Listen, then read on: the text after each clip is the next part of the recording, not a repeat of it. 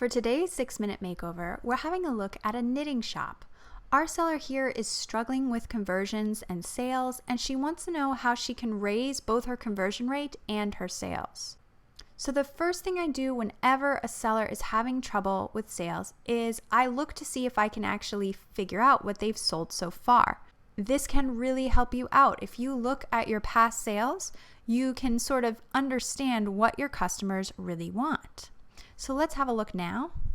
When you're looking at your sales, you want to look for patterns. Are there certain items that are selling a lot? Are there a certain category of items that are selling really well? For example, in our seller's shop, I noticed, look, this is a pattern, this is a pattern, this is a pattern, a pattern, a pattern, a pattern. Oh my God, they're everywhere. The majority of items that are actually selling in this Etsy shop are patterns.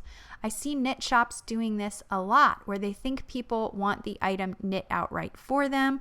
But honestly, in order to make knit items succeed on Etsy, you need to be doing something that's super popular, like hats, fingerless gloves, scarves, that kind of thing. And they need to be special because there's a lot of competition for those items on Etsy.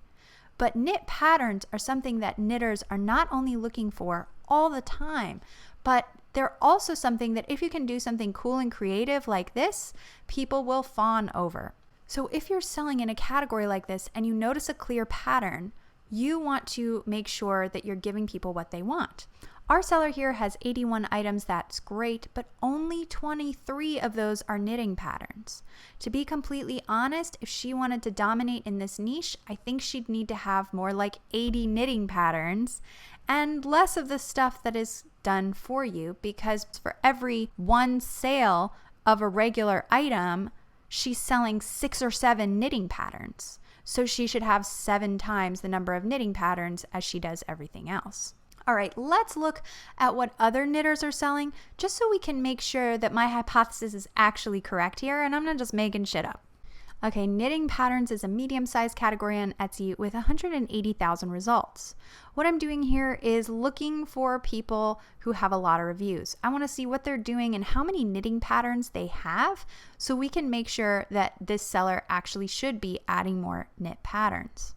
As you can see, there are a ton of different knitting patterns in all different categories from sellers that have tons of sales. So let's start taking a look. Our first seller has over 18,000 sales, and it looks like all she's selling is kits. The made-for-you items are only 11 of her total shop items. If a top seller is doing this, then they're sending a clear message that not many people are buying this. It might be interesting to kind of look through and see what they're selling in what numbers, because top sellers who are really busy don't usually waste their time adding items to their shop that they know may not sell. They're not going to take a risk. They're too busy. They're just going to add items that will sell over and over and over again, and they know it from past experience. So for example, super chunky yarn clearly sells well. Anything that has a decent amount of numbers up in here is clearly selling pretty well right now. So far, we've proven our hypothesis correct. Let's try another shop and just make sure. All right, so we've got PDF patterns for knitting. Here we've got over 427 items. It literally looks like everything she's selling is patterns. There's not a single made-for-you item. That is really telling and really interesting. And let's take a look. Yeah, she's had a lot of sales. So this is definitely something that our seller needs to take on board. So in her shop, she has 81 items. Most of those items are pre-made. Now here's the issue with pre-making knit items. It takes a long time. If you were to get a ton of orders for a knit item, there's no way you'd be able to fulfill them in a reasonable amount of time. And by the time you were done fulfilling, 20 orders in one day, you'd be sick of knitting. You wouldn't want to do any others. So why torture yourself? If knitting patterns sell really well, based on what we saw just by looking at that first page, there were sellers with well over 10,000 sales all over the first page, then clearly that's a great way to go. It makes it easier for you, and it's clear that this seller is really creative and understands how to do some really interesting things with her knitting. So I think crafters and DIYers would love to see more of that in her knit patterns. If I were this seller, I would absolutely up my game on the knitting patterns.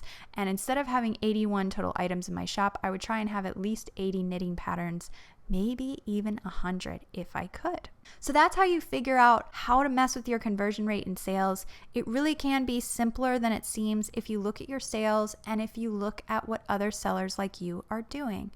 It makes it crystal clear what you might be missing or what's going on in the niche that you may not be aware of.